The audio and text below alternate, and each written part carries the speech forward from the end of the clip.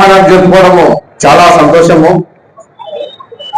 రాబోయే రోజుల్లో పార్టీ దిశ నిర్దేశాలు అన్ని చేసుకోవడానికి ఈ యొక్క మార్గం అన్నమాట.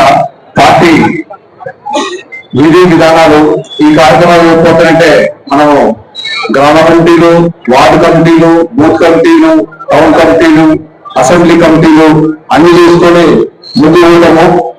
అదేవిధంగా మహానాడికి వెళ్తాము. తర్వాత పార్టీ రాష్ట్ర కమిటీలు ఇవాళ కూడా నిర్ణయాలు మామూలుగా జరిగిపోతుంటారు.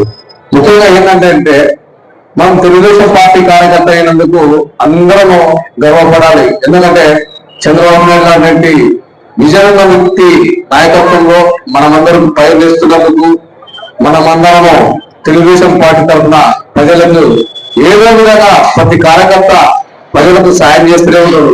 మన వీధి స్థాయి నాయకుడు కానీ, మంత్రి స్థాయి నాయకుడు కానీ ప్రతి ఒక్కరు తెలుగుదేశం పార్టీ కార్యకర్తలు సమాజానికి అంకితమయ్యి నిత్యము ప్రజల కొరకు ఆలోచించే పార్టీ ఈ మన పార్టీ.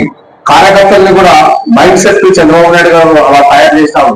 ఎందుకంటే ఒక గొప్ప నాయకుని ఆధ్వర్యంలో మన విజనరీ ఎక్కడికో వెళ్ళిపోతుంది. దేశంలోనే రాబోయే రోజుల్లో నంబర్ 1 రాష్ట్రంగా తీర్చిదిద్దుకోవడం జరుగుతుందని చెప్పేసి ఈ సందర్భంగా తెలియజేస్తున్నాను. పూర్వం చూస్తే కూడా కాంగ్రెస్ పార్టీకి కానీ వైఎస్ఆర్ పార్టీకి కానీ అవకాశాలు ఇచ్చారు, అది వేరే విషయము. మన విజన్ ఎట్లుంటుందంటే పూర్వము 40 years కిందనే ఎంతో ఇక్కడ ఈ ఏరియాలో బాగుండాలా అని చెప్పేసి, రైతులు బాగుండాలని చెప్పేసి తెలుగుదేశం పార్టీ ఆధ్వర్యంలో తెలుగున్న ప్రాజెక్టు తెచ్చి రైతులకంతా పంటలు పండించుకునే విధంగా అన్ని విధాలుగా బాగా సహకరించాము.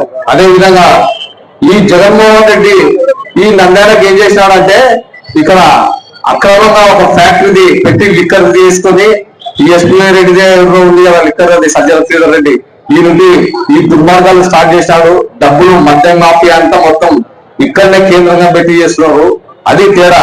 మనం మంచి చేసాము, వాళ్ళు దుర్మార్గాలు చేశారు. ఇవల్ల కూడా నంద్యాల ప్రజలు దృష్టిలో పెట్టుకొని రాబో రోజుల్లో తెలుగుదేశం పార్టీకి పట్టం కట్టాలి.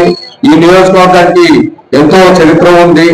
ఈ చరిత్ర ఉన్న నియోజకవర్గంలో వైఎస్ఆర్ పార్టీ నామరూపం లేకుండా చేయాల్సిన బాధ్యత ప్రతి ఒక్క కార్యకర్త మీద ఉందని చెప్పేసి ఈ సందర్భంగా తెలియజేసుకుంటున్నాము.